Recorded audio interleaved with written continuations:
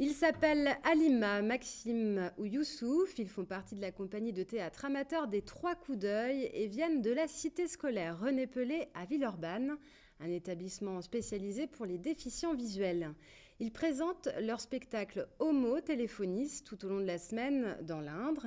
Ils seront à Bazège ce soir, au château de Chabenay demain et samedi à la MLC Belle-Île à Châteauroux. Hier, ils jouaient devant un jeune public à Argenton-sur-Creuse, à l'avant-scène, Linda Carfa. Nous vous prions de bien vouloir laisser vos téléphones portables allumés. La sonnerie d'un téléphone portable pendant une représentation. Le cauchemar pour les comédiens et les spectateurs. Mais là, rien de plus normal puisque cet objet de notre vie quotidienne est le personnage principal du spectacle. J'ai plus de crédit. Crédit là. J'ai plus de crédit. J'ai plus rien, je vous ai tout vendu moi. J'ai de crédit. L'addiction au portable vue comme une drogue ou comme le seul moyen de communication d'un couple pourtant assis sur le même canapé. Une dizaine de scénettes, toutes caricatures de notre relation à cet objet qui envahit parfois notre quotidien. Je ne suis pas accro au portable comme Alima. En fait, la fille qui a joué le personnage de ma femme, en fait, pour elle, je dirais pour elle, c'était déjà une maladie.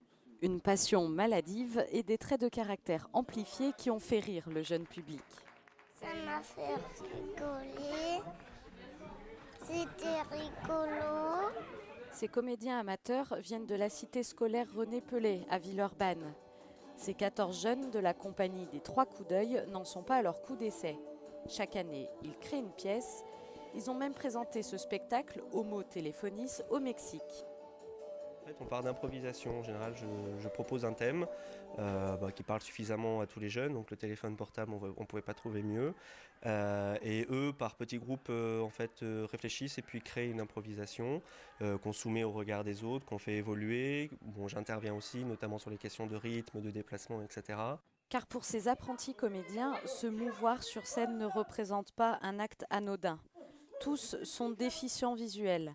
Un aspect pas toujours évident à gérer, surtout lorsqu'on part en tournée. Par contre, quand on n'a pas de temps comme aujourd'hui, c'est dur. Je parle en connaissance de cause parce que c'est difficile de se déplacer quand on ne voit pas très bien. Et là, les conditions pour moi, elles ne m'aidaient pas. Donc ça va que je m'en suis bien sortie, je trouve. Les jeunes amateurs s'en sortent même haut la main.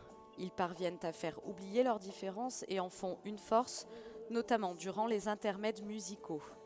Des pauses entre deux éclats de rire qui laissent transparaître des émotions fortes sur le visage des comédiens, des expressions auxquelles il est difficile de rester insensible.